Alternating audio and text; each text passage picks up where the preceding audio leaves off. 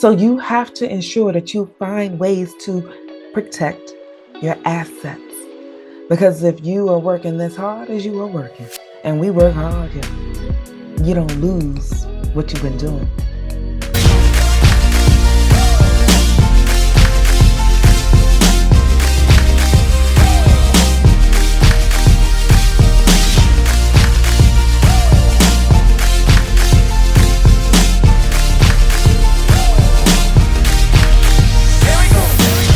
Hey now, how is everybody doing? Welcome to Red Alert Diaries with Tanya E. Hood. Today, I want to talk about how to deal with the simplicity of our finances because we have a tendency to complicate it. And for a lot of us, on the heels of our divorce, our financial situation went awry. So it made everything else stressful, irritant, and it wasn't supporting us in our best position. So, one of the things I want to do today is to help you go through some simple thoughts because there are strategies that you can use to help get your financial growth. Simple things that we don't often think about. One of the things that we know, but we don't often do, is create a budget. And a lot of people don't want to do a budget because they think it's going to take too much and it's a whole lot. And there are a whole lot of different resources and different elements. But here's something that I often share with my clients. Start with where you are. You're already spending money. You just need to know where your money is going. So I say get a receipt for everything you spend. If you buy a pack of gum and it's 5 cents, get a receipt for it. That way you know where your money is going. At the end of the month, you can take 30 days, makes it really easy. At the end of 30 days, if you don't want to start off on a full month, you can start wherever, but count 30 days because that 30 days gives you a month assessment. It gives you a better scope of what you're spending your money on. And it automatically falls into categories. We don't often know that that actually occurs because we've never often paid attention. You have money that you're spending on food, that's a topic area. Transportation, topic area. Laundry or clothes, topic area. Housing, groceries, utilities. All of these things are topic areas. Even your entertainment is a topic area. But how much are you spending in each of those areas? You often don't know. So by getting a receipt for every single thing, it lets you know what you're spending your money on. After you get the receipts, you look at the topic areas. Once you see the topic areas, then you decide, was that the best use of where your funds should have gone that month? And if you don't like what you spent your money on for the month that you have your receipts, now you have an idea of a budget that you can put your money into next. So for the next month, if you spent way too much money on food and you're like, I did not know I was spending that much money on food. Because for some individuals, because we don't have the time often, we feel to prepare food at home, which is cheaper, just small prep stuff, even if you're not cooking like a full meal, just prepping some things at home instead of buying it in the store. Because one of the things my grandmother often told me that made no sense when she told me, but it made a lot of sense as I got older. You will either spend your dime or your time. If you don't have a lot of dime, then you're going to need to make some time. So I had to, after my divorce, go back to more basics. Now, because I have allergies, I've always basically cooked at home and made certain that I had what I needed because I couldn't eat out or different places because of the allergies that I have. But there were some moments where I'm just tired. I just don't feel like cooking. And if you are going through the chaos, it takes an emotional drain. And we just don't feel like it. So you do what's easy. It's simple to stop off at a fast food restaurant because it's quick. You spend your dime because you chose not to spend your time. So I had to make some decisions, gather some things, and start doing what is now called meal prepping. Back then, it was just cooking, just doing what you need to do to cook. And for me, my largest budget was food because I just was willy nilly with what I was spending. The next largest budget for most people, anyway, is their housing. I wasn't in a house that I wanted to be present in. At that time, a lot of you know my story. No, I was in a 2-bedroom apartment after my divorce. That apartment was suitable because in my environment, it was okay. But the problem that I had with that apartment is that it still had my ex's name on it. I'm from a legal standpoint because his name was still on the apartment. If he decided he wanted to be present in it, he could have, and there wasn't anything I could do about it. I did not like that. So I had to figure out how to get something on my own. So one of the things that I did in my personal environment was make a decision about what changes I had to have immediately that I could deal with and sustain to get me to where I wanted to be. That one action step I was going to take after Tanya was okay, my environment was situated, was that one action step. Well, I didn't have the money that I needed to do that one action step to get to a home. So I sold some of the stuff that I have. I love Craigslist. Now they've got all these different places that you can go to sell your things.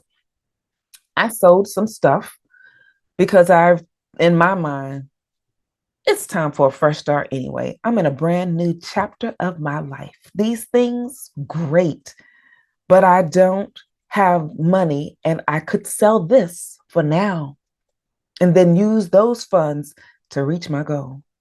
So if there's something that you're trying to find, where can I get the extra money? Sometimes you can get the extra funds that you need by looking around and seeing what you can sell along the way. Here's another thing that you can do. Choose some places that you can purchase. Here in the US, we have thrift stores. Some call them consignment shops. Either way, you're not spending full price for clothes or furniture or things like that. Find those places that don't cost you extra money for fashion designer names or whatever. A bed is a bed. Now, granted, I do understand that there are better beds if you got more money to spend it. But if you have basics, just start with the basics and then work your way up. I made a decision with some things. Clothes for two growing little boys, they grew faster than their clothes. And I didn't have enough money to keep buying extra clothes for them boys as fast as they were growing. So I started going to the thrift store. The thrift store also gave me the chance to get different clothes for my new job because I did eventually get a new job. That was part of my environmental change that I had to do to get me into a better position. Going to the thrift store saved me money because the most expensive thing I think I bought at the thrift store, a full outfit, suit, shirt. You can buy shoes. I don't often buy shoes at the thrift store, but they are available.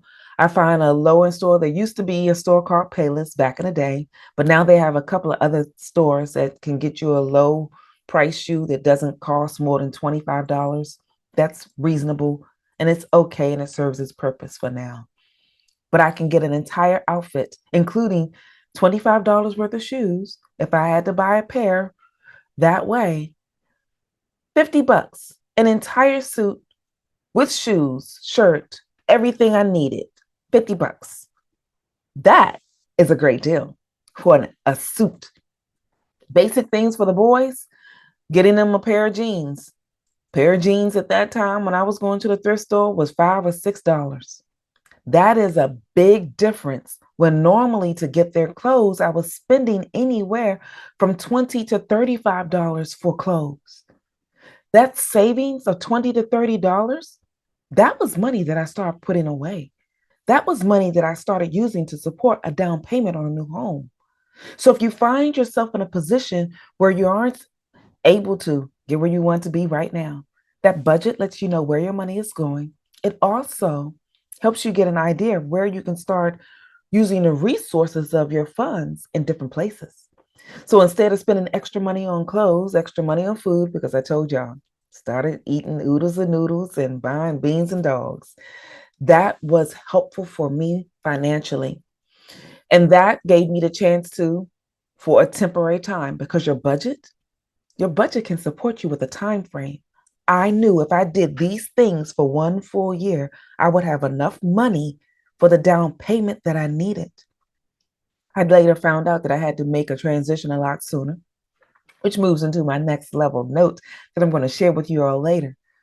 But in the meantime, I was a little clear about what happened financially because I had a budget. I didn't have to find any fancy app. I didn't have to do a lot of extras to create it. So find out what you're doing with your funds and have your money work for you because here's another thing that I share.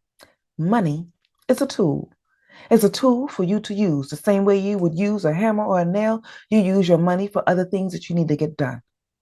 Some people got this whole separate thought process about money.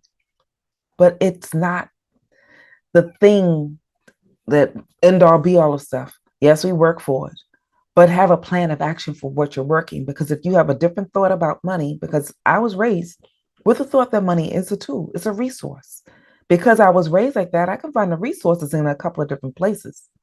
So not having a job at one point did not prohibit me from still having access to the resource. Because here's something else I did at the thrift store. In the thrift store, they have these little knickknacks that they sell for 50 cents or 75 cents, stuff like that. I used to get the little vase because there's always some little vase that they have or some little designer, something or another. Like this little vase back here. Find things like that. And I always look for the glass ones, the clear glass. I chose the clear glass because one, I could paint whatever I wanted on it. So for those various holidays, Valentine's Day, for Christmas, some special thing in fall, pick a holiday. In the US, we got St. Patrick's Day. Pick a holiday. It does not matter. Whatever major holiday that you can sell some gift knickknack something with, those glass jars were very helpful because I would buy them for 50 cents, maybe a dollar if it was really, really cute. They also sold rocks or little things, sometimes little coins or little kids' things. So for baby showers, I did this a lot for baby showers. At the thrift store, I would get the little glass vase, find little baby toys, a little stuffed animal, little knickknack things. They usually have them like in a little bundle. You can get like a bag of whatever for a dollar or two. I would stuff those inside of the jars, get some ribbon that you can also get from the thrift store or a dollar store or whatever gift shop or whatever. It's really cheap. Didn't spend more than a dollar on that. So I had a 50-cent jar. I had a dollar's worth of ribbon. I also had $2 worth of little knickknacks, depending on the theme that I'll put inside that jar. I would paint because I had paint, and paint is easy to buy and cheap. I would paint a design on it because I used to draw. And if you can't draw, get stencil. They got these nice little decorative stencils. You don't have to know how to draw. You just got to be creative about how you're going to get what you get. And also, there are some decorative stickers. There are some design stickers that you can get in various places. If you go to, in the US, we have the dollar store. They have little nail designs that you can put on your nails. Some of those were very intricate, and I really like them. And sometimes you can go to a craft store and get decorative little stencils. Those things are already in their design. You can color over, I mean, use some paint to color over the design if you want a different color. So for Valentine's Day, I would take those little stencils. They were often black. I would paint them red, put a nice ribbon around it. Either way, for supplies, I didn't spend much more often than $5 on supplies. For $5 on supplies, I would often get 10 vase jars, and you can get them over time. I had a little spot in the house at the time when I finally got my place that I would just store those things in, like 5 or 6 jars, those little jar things that I didn't spend more than $5 on. So if I had 10 of those, my whole resource cost for the base price was $50, right?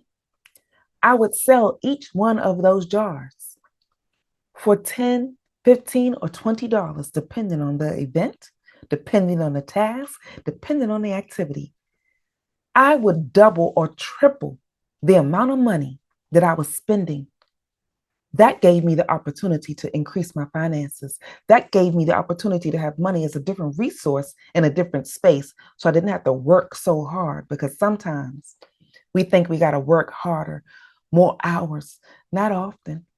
If you're creative, and we were designed to be creative beings, you can come up with some ideas of some things. So hopefully, wherever you are, you can find the creative resource. And once you find your creative resource, the next thing you need to do is invest it. We don't pay attention to investing. Here in the US, we have the opportunity to invest in the stock market. So you can find a mutual company or do it yourself. There's a lot of virtual apps now that allow you to start investing on your own. I have an E-Trade account that I started years ago. Now, it wasn't E-Trade then, it had a different name. It's now morphed into the name E-Trade. I can't remember what it used to be called. But the extra money that I would make now that I finally had all of my basic needs taken care of, house, food, clothes, my environment, all of those things are taken care of. I did not have to fight towards too many extra things on my next goal list except grow my money. So, what I started doing, finding various ways to make my money grow for me. There are a lot of different investment opportunities that you can find to pour yourself into. If you look at the stocks and bonds, that's something you want. Find someone to support you because there are a lot of investment organizations that do that. You can do the E-Trade thing to do the self-investment like I did. If you work a full-time job that has a retirement account, that is an investment account. What they are doing with your money is setting your money aside and having it grow at a certain percentage. It's an investment account. So if your job has a 401k, or if you're an independent owner, get an independent retirement account for yourself and start maximizing it. That way, you start letting your money work for you while you do some other things. You sort of set it and forget it. That way, your money continues to grow because there are certain accounts that I started after my divorce. I haven't touched that money and it's grown nicely, y'all. And if you want someone to join you on the journey, feel free to go to my website, TanyaEHood.com. There you can click under the Work With Me tab and see the various ways that we can work with one another. And if you are on YouTube, you can join me live every Tuesday at 7 p.m. Eastern Standard Time, where we can continue this conversation or we can start a new one. In the meantime, this is Tanya E. Hood, walking in my purpose, and I want you to do the same.